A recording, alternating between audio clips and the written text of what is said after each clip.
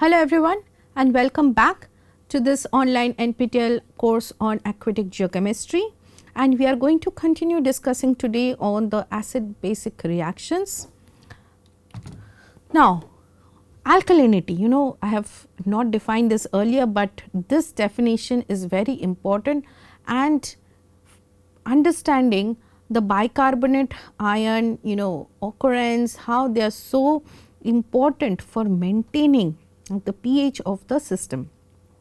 So, alkalinity, what is alkalinity? Alkalinity is equal to the concentration of bicarbonate ion, carbonate ion, hydroxyl ion. So, basically you are going to add all the anions, that all the base anions, you are going to add the concentrations there, but you need not add all of them. You need to add only those which are present in the highest concentration. For example, we know that in freshwater systems, bicarbonates are the highest and the most important bases. So, you definitely need this, and you definitely need this, and you also need a little bit of this. So, basically we need at least these three, and then depending whether if it is a marine system, you can have more components like this, and if it is more of silica is there, a lot of silica is there, then silica species, a lot of sulfide related reduction and all that is happening. So, depending on what kind of system you are working with, you will go on adding if these are significant concentrations. If they are present in significant concentrations, you can go on adding those concentrations. But for our freshwater systems, we generally work with only these three. So, pH, if you measure, you will find out this value, and for understanding the concentration of this and this, we are going to titrate it. You titrate it in particular, using particular indicators, and you are going to find out the bicarbonate and the carbonate composition. So, what is therefore alkalinity is defined as the amount of acid necessary to titrate all the weak bases in water. So, for seawater there will be bicarbonic acid, CO2, carbonate ion and borate ion, and wherever there is the end point is reached, there we know the concentration of both the ions are equal. Now, let us try to understand one of the most important systems, that is the dissolution of carbon dioxide in water, because that controls the pH of the system in general. That is a natural controller. pH of the system is naturally controlled by the carbon dioxide that is interacting with the dissolving with the water. So, carbonic acid is the most abundant acid in natural water systems and is the acid responsible for rock weathering. So, chemical weathering of rocks, and therefore, bicarbonate ion dominates in freshwater systems. That means, in rivers, lakes, groundwaters, the anion which is found in the highest concentration will be bicarbonate ion. And as of course, bicarbonate and carbonate ions, they are the chief controller of the alkalinity of the aquatic system.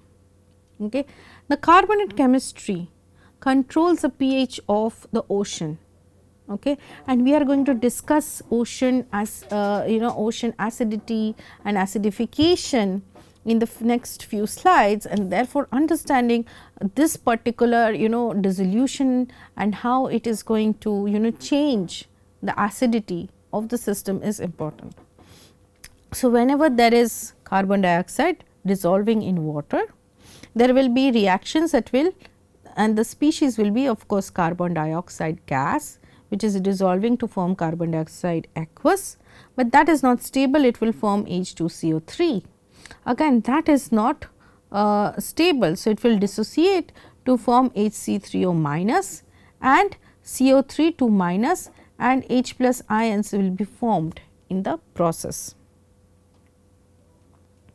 And we can measure these parameters, right? We can measure these set of parameters. So, from pH we know the H plus ions, we can measure the total CO2, okay.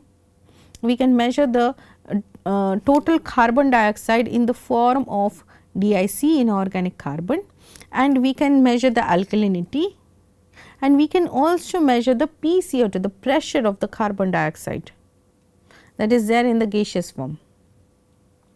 And from all these information we are going to know the composition of these species. And then what we are going to see? We are going to plot this carbonate stability plot with pH. So, these species are prevalent, and how they are prevalent in the different pH conditions. So, the pH is increasing along the x axis, and this along the y axis the concentration of different species is increasing. So, if you see in the if in the left hand side you have the occurrence of H plus ions. So, as you go towards below this particular again these are stability diagrams. So, these are the availability of H plus means that this is more stable beyond this pH value, okay. And it is this area is going to increase. So, that means it is increasing this particular beyond this particular pH value of 5, the stability of H plus ions is more, it is more occurring, therefore, it is in acidic nature, right. So, similarly, the stability field of H2CO2, the stability field of HCO3 minus and of CO3 2 minus and OH plus. So, these are the curves that separate out two species, that will separate out two species. Okay. So, let us see what is going to happen if this curve of H plus ion and HCO3 minus is there. So, you will see that there is something called the equivalence point. Okay. This is something called the equivalence point. That means, at this particular pH value, okay, there is enough H plus ions to change all the bicarbonate ions and make it go towards the HCO3. Okay. This will convert all the HCO3 minus, that is bicarbonate ion, and it will form H2CO3. So, HCO3 minus plus H plus will give H2CO3, and that is called the carbon dioxide equivalence point, because your dissolution of carbon dioxide is forming H2CO3, right. So, if H2CO3 is already there, okay, then your CO2 is not going to dissolve any further into the system. So, that is called the carbon dioxide equivalence point. Okay. Similarly, when this particular HCO3 is meeting the OH minus line, then it is called the carbonate equivalence point. That means, there is enough OH minus in the system, there is enough OH minus in the system that will drive all the bicarbonate ion towards CO3 2 minus. It will reduce it and it will make it more carbonate ions will get released.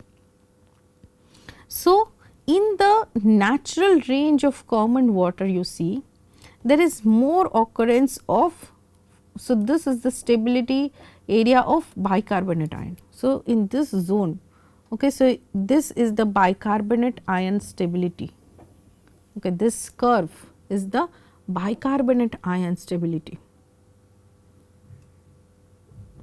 Okay. So, in this bicarbonate ion stability, that encompasses most of the pH, and this is the pH of natural waters, and in this region you can see that bicarbonate is the most stable form, and this point is called the bicarbonate equivalence point, because at this particular point there is enough carbonate and H2CO3 to form HCO3 minus. That means carbonate ion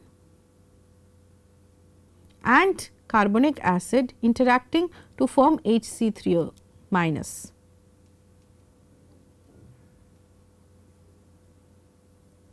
Okay. So, try to write down these equations, okay, and try to understand how it is changing, and from here we are going to note down few values. Okay. We are going to note down few values. One is this value of 6.4 and another value at 10.33. Okay. Now, we are going to note down this and we are going to come back to this diagram a few minutes later. Okay. So, if there is a closed system that we want to understand with the carbonate dissolution processes, the CO2 H2O system, it has these species. Okay. So, bicarbonate acid, bicarbonate ion, carbonate ion, H plus ion and OH minus ions. And at each pK value, what is the pK value? So, these are the equilibrium constant values. Okay. The conjugate acid base pairs have equal concentrations. Okay. So, at each boundary they will have equal concentration. Okay. At these boundaries they will have equal concentrations. And now, depending on the pH of the system, we are going to understand which direction the reaction will be moving. If the pH value is less than pK1 value, which is the pK1 value? pK1 value is this one, 6.4. Okay, this is pK1 value and this is pK2 value. What is pK1? What is pK1 value? This is the dissociation of H2CO3 into H plus and HC3O minus.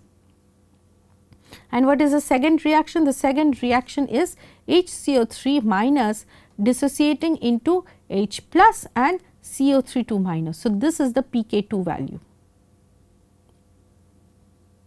Okay. So, those two equations, we have the first pK1 value at 6.4 and the second pK2 value at 10.33. Okay, this one.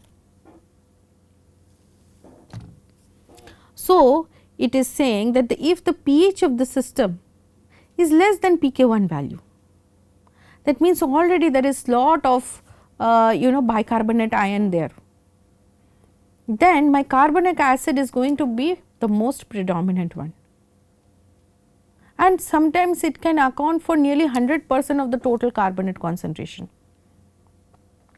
So, in more acidic conditions, my carbonic acid is going to be more stable.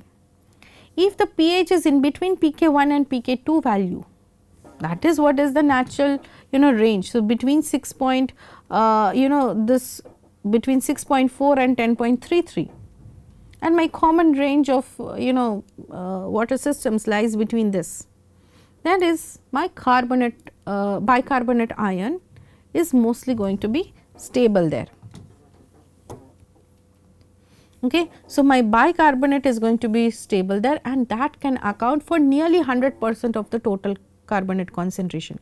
That means, the other concentration of carbonate ions and carbonic acid will be very low, that is you can say it is negligible.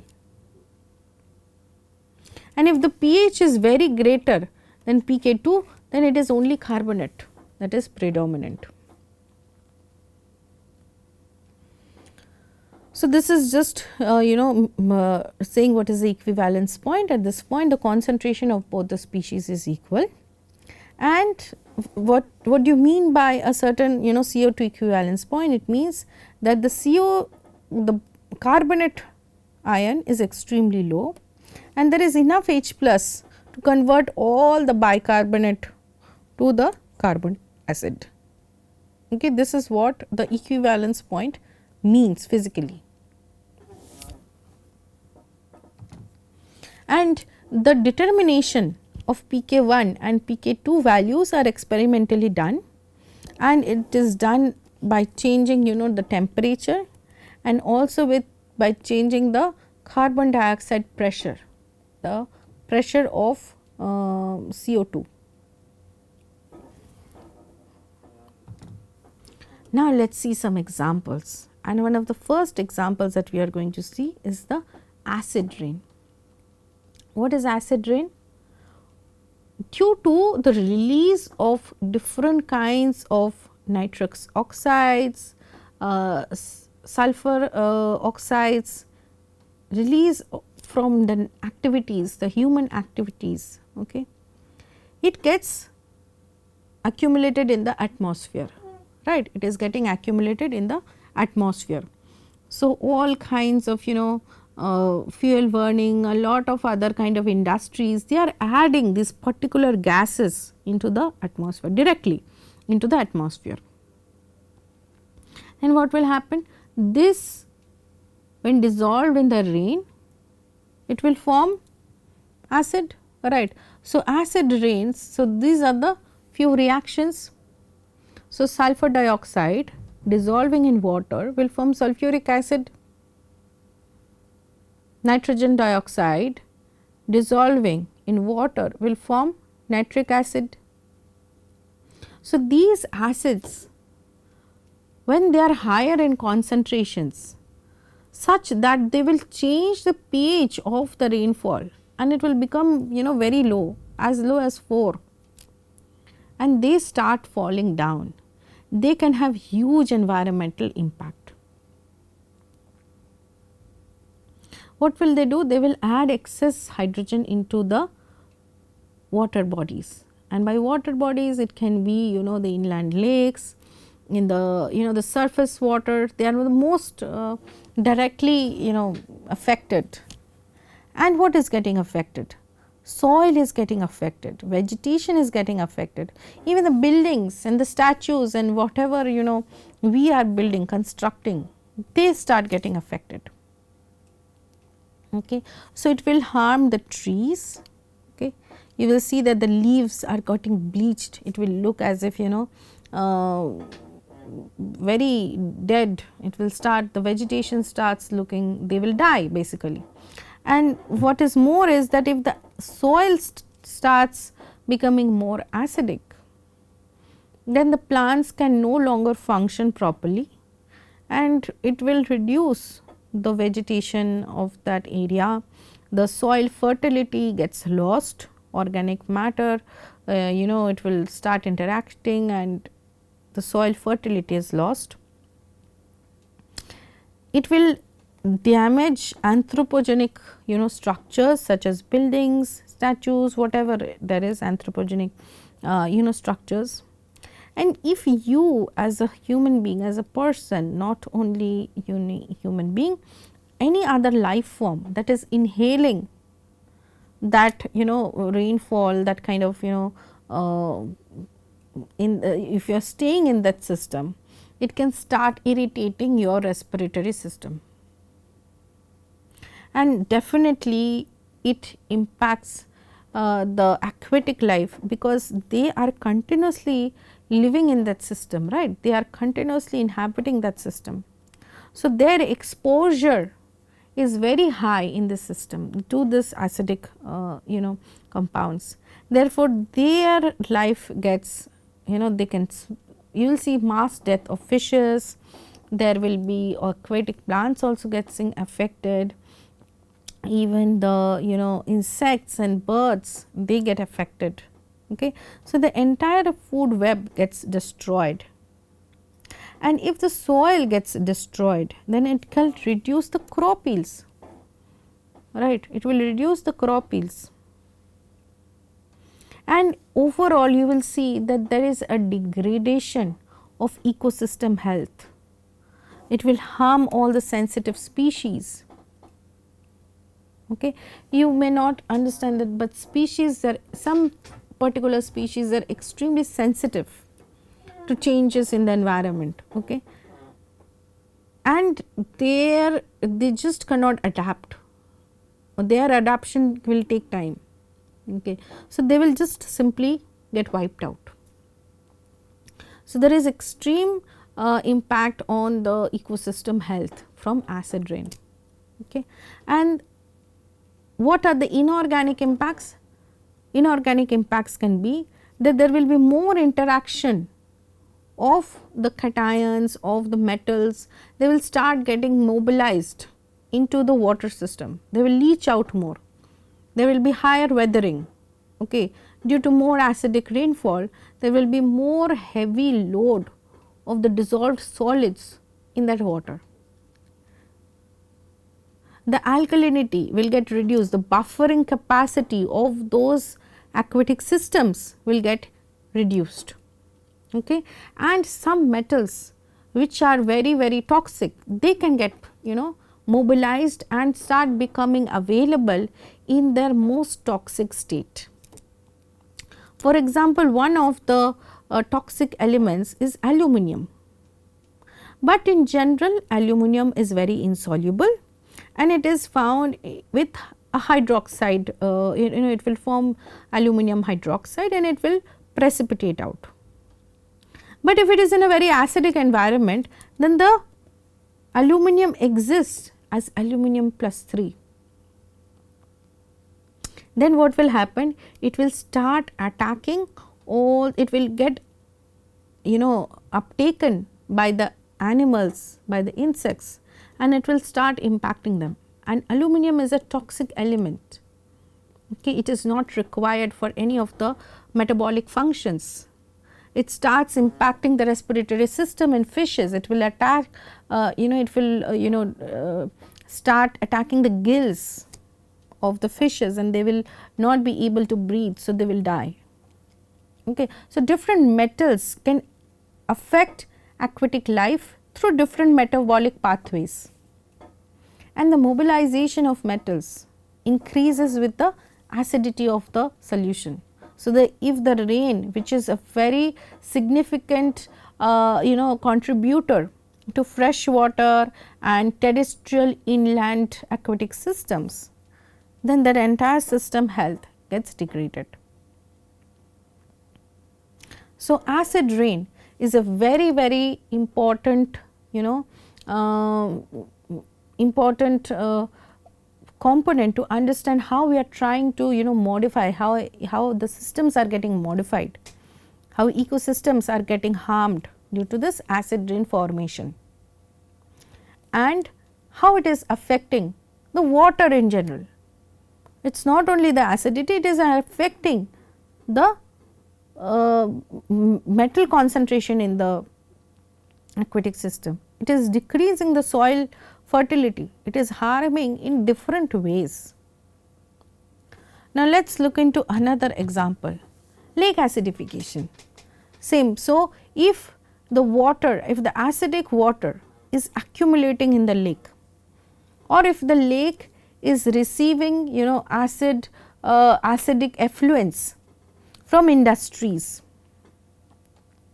it is getting somehow leached through the sewers or through the soils, or something is happening such that the acidic components are getting leached from landfills or industrial areas, then what will happen? That entire ecosystem of that lake is getting harmed. Again, beyond of a pH value of 4, fishes will die, 4 to 5 fishes reproductive health gets affected. But more than that, the other metals that start getting into the system, whose speciation, whose bioavailability changes with the pH, they can start also impacting. So, it is an overall impact that can degrade the ecosystem health.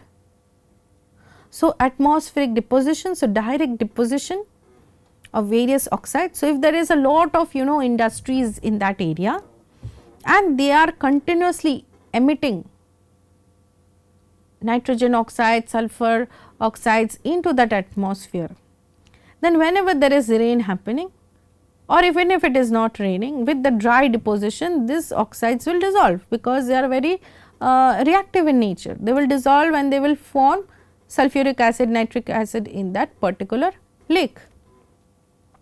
Or again, land use changes, that means more and more runoff coming from these industrial regions, okay, they are going to impact these lakes, or there is some mining activities going on and that acid mine is draining into this lake. So, those particular situations, this we call lake acidification. And what will be the consequences? There will be mobilization of metals, all the heavy metals, they will start from their insoluble species, unreactive species, they will start becoming available in species that which are very reactive and which are most toxic in nature. Their solubility will increase and their impact on the ecosystem will be very high. Nutrients, okay, their availability will change because there will be shift in the pathways for nitrification, denitrification, phosphorus, which is bound to aluminum oxides. If the pH is low, the aluminum and the iron oxides will start dissolving, that will release the phosphorus.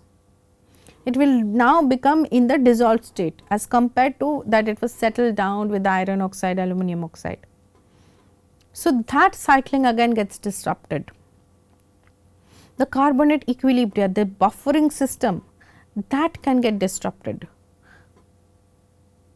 Okay. So, carbon fluxes, whatever the carbon fluxes was happening from the system, that can get impacted. Okay. So, various pathways, various changes can happen in that particular aquatic system. Another extremely important topic is ocean acidification. What we mean by ocean acidification? Let us try to understand this in little detail today. Okay. Why are we worried about it? What are we doing? Okay. So, what we are doing is that we humans, through all or most of our activities, starting from industrialization, mining activities and specific fossil fuel usage, deforestation, all land use, land cover change activities, we are increasing the atmospheric carbon dioxide. Okay. We are increasing the atmospheric carbon dioxide concentration. And if you see this plot, you will see the PCO2 okay, in the atmosphere and how it is changed from in the past if you see. So, you see after this 1800 we have real data and it is shown that it is just going on increasing, it is just going on increasing like this. Okay. So, this red curve and we are now here. Okay. So, we are now here and it is projected to continuously increase even in the future. Okay. Our carbon dioxide contribution to the atmosphere is growing exponentially. And the ocean is the largest sink of this carbon dioxide. Okay. So, carbon dioxide with the water, it is forming carbonic acid and it will release the H plus ions and the bicarbonate ions.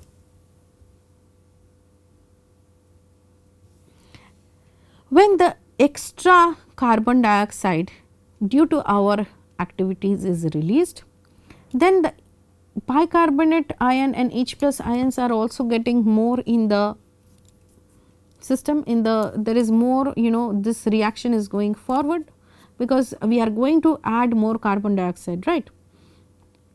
So, this is happening. So, this is the process of acidification, we are going to add more H plus ions to the system. And what we have seen, we are seeing some other changes also. Okay. We are seeing the global mean sea level change okay, which is plotted in this particular green color. So, you will see this is the curve. You are seeing that due to gradual warming, the Arctic sea ice area is also decreasing. We are seeing that the ocean heat content is increasing, and it is continuously increasing. Okay, so it is just going on increasing. Okay, the ocean heat content is going on increasing. The sea surface temperature is increasing. Okay, so the sea surface temperature is increasing, and the mean ocean, okay, the mean ocean surface pH is therefore is also increasing.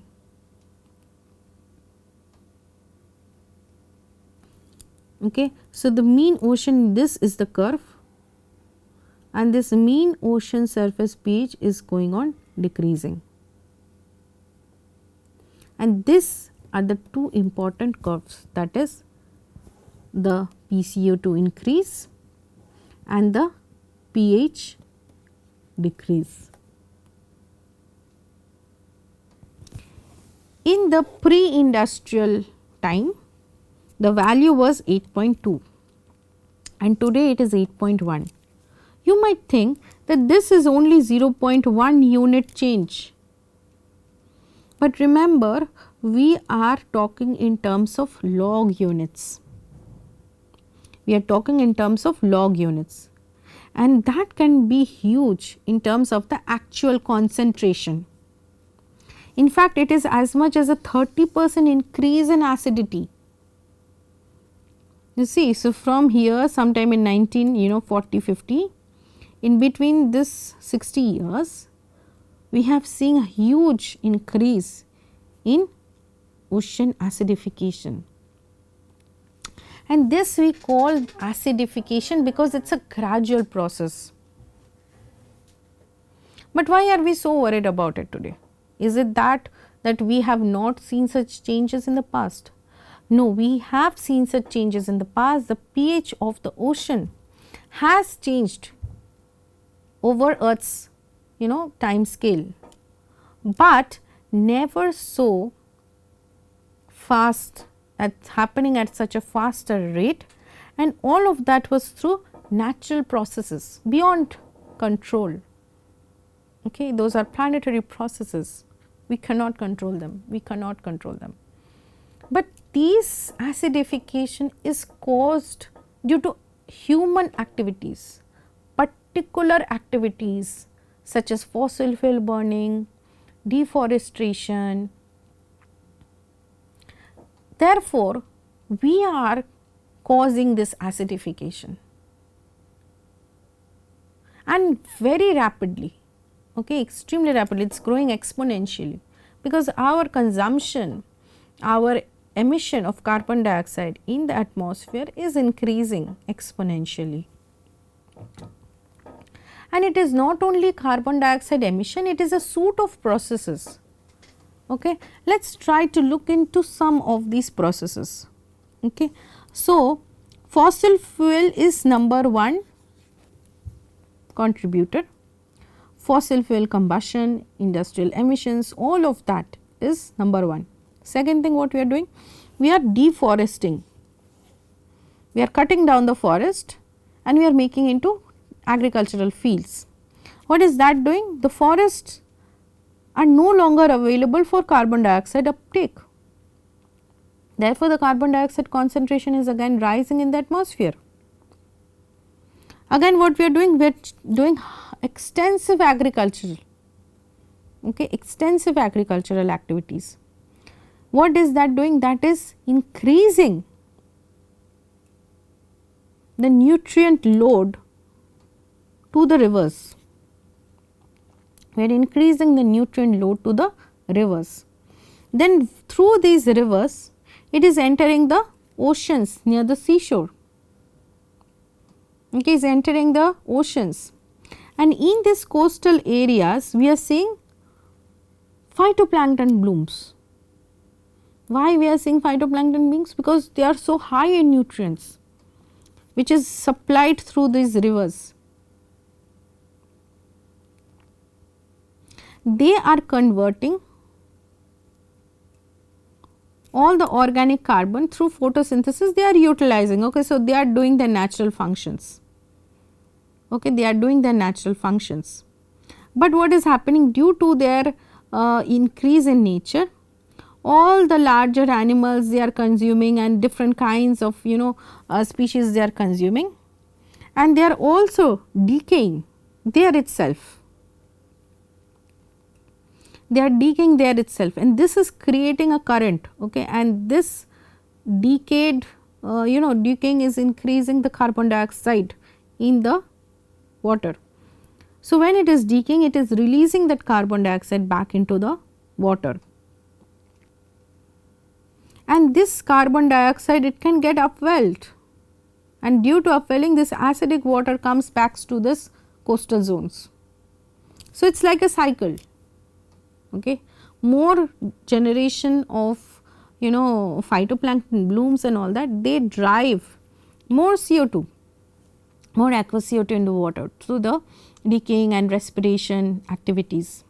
So, there is a chemical path and there is a biological path.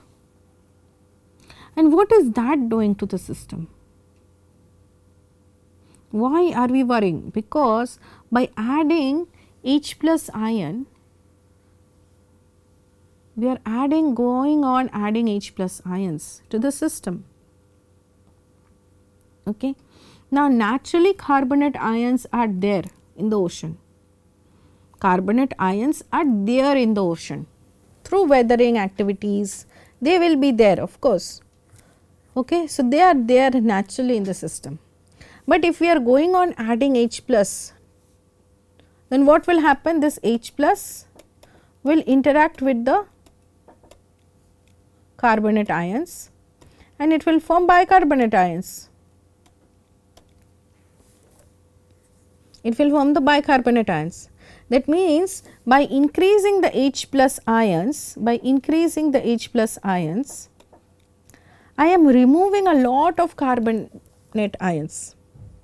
My carbonate ion composition decreases in the ocean, and this carbonate ions is important for all the animals, insects and on different types of coral species which uses these carbonate to form calcium carbonate for their exoskeleton. So, they are going to uptake carbonate, but they do not have those carbonate, it is all now in the form of bicarbonate. So, they are not finding enough carbonate ion for their shell growth.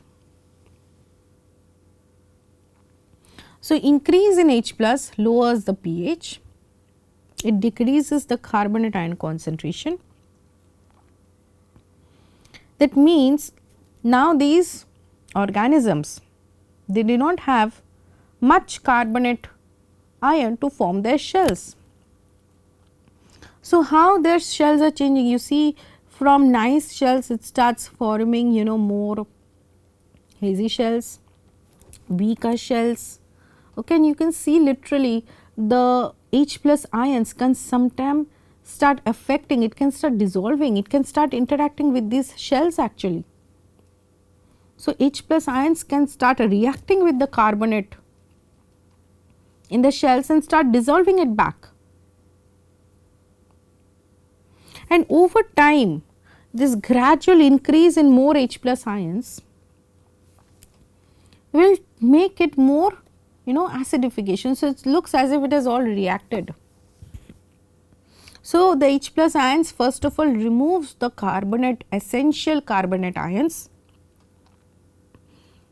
They are failing to grow their skeleton, making it very weak.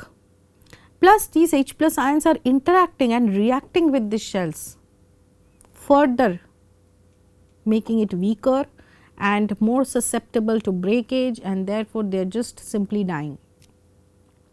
They cannot grow back the skeletons, because remember most of these species are very found at a particular depth or found at a particular zone in the ocean. they are there with the current. So, they are not as mobile. Some of the species are also not mobile, they are just fixed. So, for example, the corals. So, you can see this picture of corals in 1980 and the picture in 2010 of the same area, how it has all just looks so bleached, this lifeless.